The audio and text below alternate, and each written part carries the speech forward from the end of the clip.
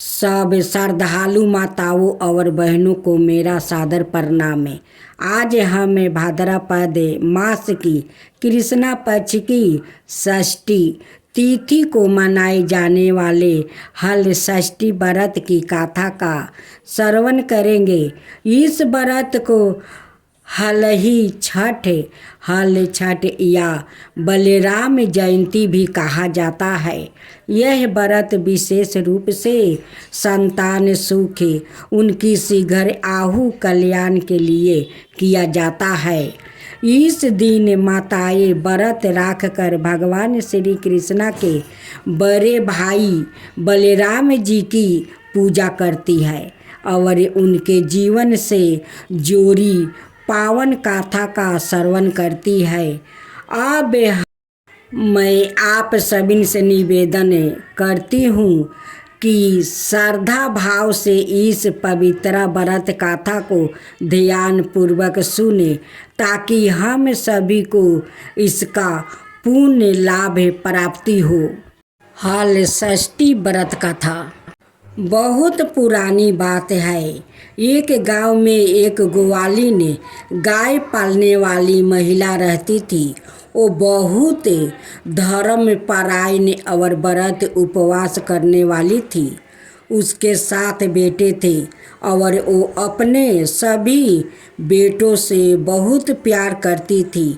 एक बार भाद्रपद मास के कृष्णा पक्ष की षष्ठी तिथि आई। यह दिन हल षष्ठी का था। उस दिन सभी माताएं अपने अपने बच्चों को कल्याण के लिए व्रत रख रही थी और हल का बना हुआ अन्न हल से जोती जमीन का अन्न नहीं खा रही थी। लेकिन उस ग्वालिन ने चोरी छिपे हल बोए हुए खेत से झूठ बोलकर फल और अनाज लाकर वो खा लिया।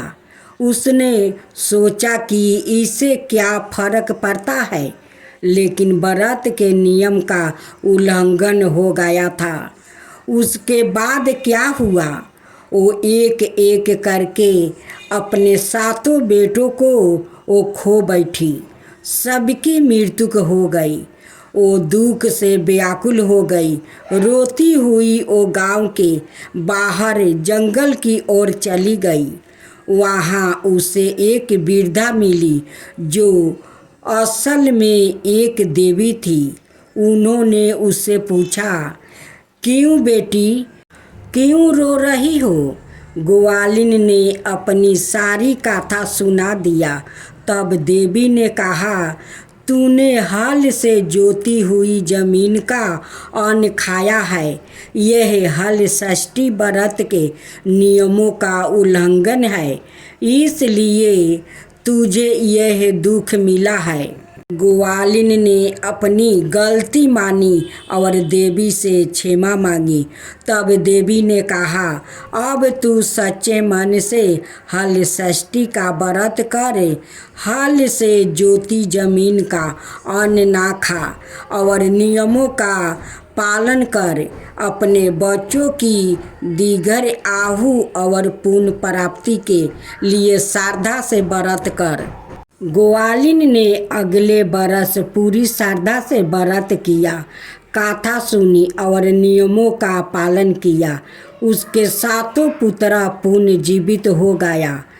गांव में यह चमत्कार देखकर सबने इस व्रत को करना शुरू कर दिया। इस दिन हल से जोती जमीन का अन्न नहीं खाया जाता। गाय का दूध, दही, छाछ और गेहूँ धान से बनी चीज़ों वर्जित होती है।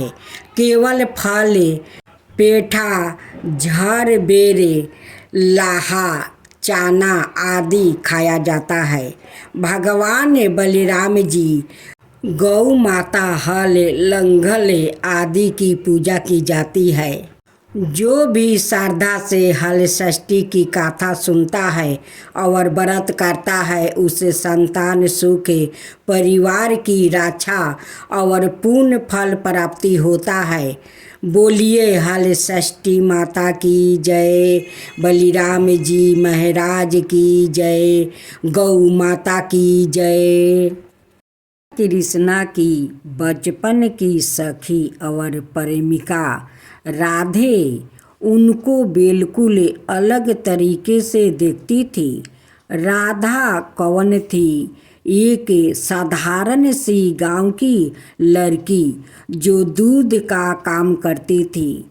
लेकिन राधा के नाम के बिना कृष्णा का नाम अधूरा माना जाता है, क्योंकि कृष्णा के प्रति उनमें अत्यंत श्रद्धा और प्रेम था। हम कृष्णा राधे कभी नहीं कहते हैं, हम कहते हैं राधे कृष्णा। एक साधारण सी गांव की लड़की इतनी महत्वपूर्ण हो गई जितने की सवाए कृष्णा, और कहीं कहीं तो वो कृष्णा से भी ज़्यादा महत्वपूर्ण हो गई है। कृष्णा के बारे में राधा कहती है, कृष्णा मेरे भीतर है, मैं कहीं भी रहूं वो हमेशा मेरे साथ है। वो किसी के भी साथ रहे तो भी वो मेरे साथ है। गोमंतक पर्वत पर रहने वाले गरुड़ के पुत्र थे। बेनताए वो किसी बीमारी की वजह से पूरी तरह अपंग हो गया था। जब वो कृष्णा से मिले तो उनकी बीमारी पूरी तरह ठीक हो गई और वो अपने दम पर चलने लगा। वो कहते हैं मेरे लिए तो कृष्णा भगवान है। कृष्णा के चाचा अक्रूर एक बुद्धिमान और साजन पुरुष थे। उन्होंने कृष्णा के बारे में अपनी सोच को इस तरह बताया है, इस युवा लड़का को देखकर मुझे लगता है मानो सूर्य चंद्र तारे सब कुछ उसके चारों तरफ चक्कर काट रहे हो। जब वो बोलता है तो ऐसा लगता है मानो कोई सामर्थ और अविनाशी आवाज़ सुनाई दे रही हो। अगर इस संसार में आशा नाम की कोई चीज़ है तो वो सवाए कृष्णा ही है। श्रीखंडी के बारे में तो हम सभी जानते हैं कि उसकी अस्तित्व कुछ अलग तरह की थी। बचपन से ही उन्हें काफ़ी सताया गया था। उनकी सुनिए, वैसे तो कृष्णा ने मुझे उम्मीद की कोई किरण नहीं दिखाई है, लेकिन वो जहाँ भी होते हैं आशा की एक लहर चलती है जो सबको छूती है और सबका जीवन बदल देती है। दूसरा अध्याय श्री कृष्णा की बचपन की कहानी। वासुदेव ने अपने 8 पुत्रों को नंद और यशोदा की पुत्री स्थान पर रख दिया और उसे नन्ही बच्ची को लेकर वापस आ गया। जब कंस वहां पहुंचा तो वासुदेव और देवकी ने उसे कहा, इसे छोड़ दो, ये तो लड़की है। पर कंस नहीं माना और उसने उस बच्ची को जमीन पर पटकना चाहा, पर वो बच्ची जमीन पर नहीं गिरी। उसने एक अलग ही रूप धारण कर लिया। श्री कृष्णा का बाल्यकाल। कृष्णा माखन चोराया करते थे और माखन ही गोप गोपियों की आजीविका थी। ऐसे में वो कृष्णा की माँ से शिकायत करती थी, पर कृष्णा मासूम बनकर उन्हें फिर से मना लेते थे। कृष्णा के सौले होने पर भी हर कोई उन पर मधुर था। ऐसा इसलिए था क्योंकि वो हर समय मुस्कुराते रहते थे। श्री कृष्णा ने उठाया गोवर्धन पर्वत। गोकुल के लोगों में इंद्र उत्सव मनाने की परंपरा थी, पर कृष्णा के कहने पर उन्होंने गोपो उत्सव मनाने का फैसला किया। उसी समय गोकुल में भारी वर्षा हुई और यमुना का स्तर इतना बढ़ गया कि सब कुछ डूबने लगा। ऐसे में कृष्णा सभी को गोवर्धन पर्वत की गुफाओं तक ले गया। तभी अचानक एक चमत्कार हुआ और पर्वत जमीन से ऊपर उठ गया। श्रीमद् भगवत गीता के 12वां अध्याय में कृष्णा से अर्जुन ने चैतन्य के निराकार और साकार सवाए रूप के अंतर के बारे में पूछा था। श्री कृष्णा बताते हैं कि निराकार की साधना कठिन है, पर भक्ति का मार्ग सरल है। वो अर्जुन को बताते हैं कि अगर वो पूरे विश्वास के साथ उनमें मन लगाए तो वो मुक्ति को प्राप्ति हो जाएगा। श्री कृष्णा अर्जुन को समझाते हैं कि मृत्यु के समय जो भी मनुष्य उन्हें याद करते हुए अपना शरीर त्यागता है वो उन्हें प्राप्ति हो जाता है। शरद गुरु हमें आखिरी पल पर उठाने वाले विचारों का महत्व समझाते हैं और बताते हैं कि मुक्ति को पाने के लिए अंतिम समय में कैसी भीतरी स्थिति की जरूरत होती है।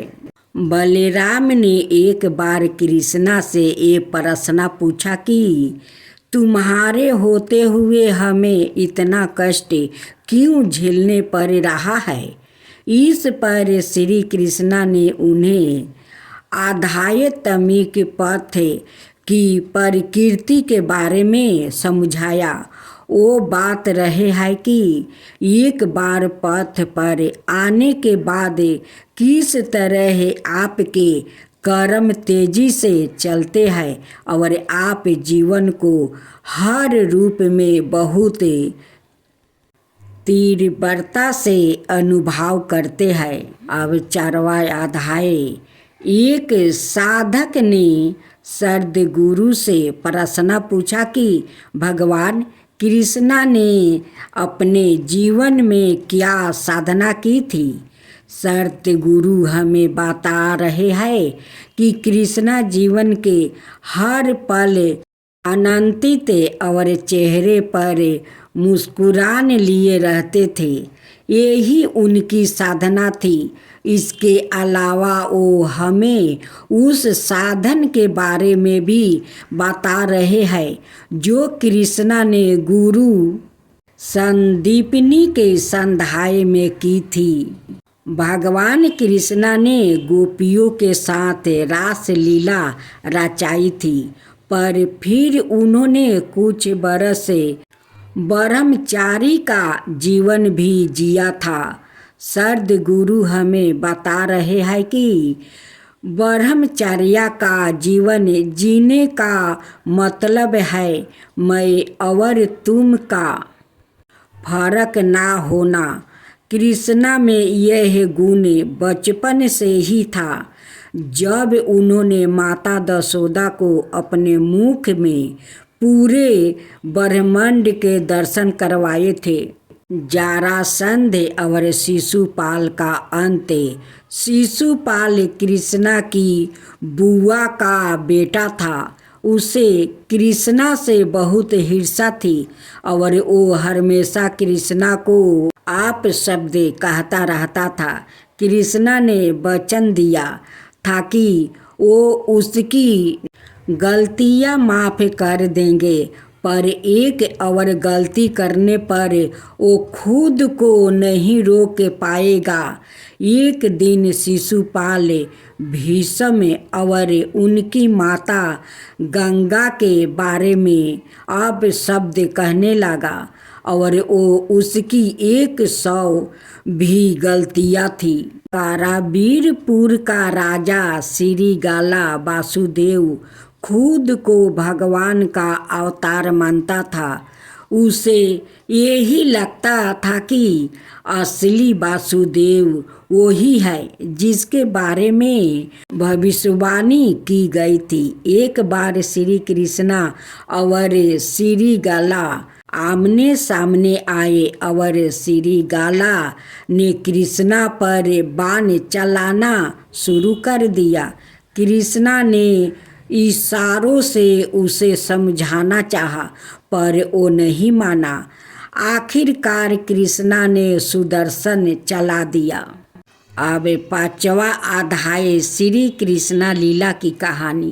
कृष्णा ने राधे से विवाह करने का फैसला अपने माता पिता को बता दिया था, लेकिन फिर गुरु गंगाचार्य ने जब यह बताया कि वो तारनहार है, तो उनको भीतर एक रूपा तारण हुआ और उन्होंने अपना फैसला बदल दिया। कारवीरपुर के राजा श्रीगाला वासुदेव को मारने के बाद कृष्णा सबको अपने साथ अपनी बहन बनाकर ले गया था, पर सभ्या कृष्णा से क्रोधित थी क्योंकि वो श्रीगाला को भगवान मानती थी। श्री कृष्णा ने उसे एक दिन उसे श्रीगाला की एक मूर्ति भेंट की और उसकी पूजा करने को कहा। फिर धीरे धीरे उसमें रूपा तारण आने लगा। जब कृष्णा छोटे बालक थे तब यशोदा के भीतर मातृत्व का प्रेम पूर्ण भाव था, लेकिन कृष्णा जब एक युवा में रूपांतरित हुआ तो यशोदा भी एक गोपी की तरह उनसे जोड़ गई। रुक्मिणी ने कृष्णा को तब देखा था जब वो 12 बरस की थी। उसी समय रुक्मिणी ने यह निर्णय कर लिया था कि वो श्री कृष्णा से ही विवाह करेगी, लेकिन उसके घर वालों ने रुक्मिणी का कहीं और विवाह करने का फैसला किया। आखिरकार कृष्णा ने उन्हें उस स्थिति से निकाला।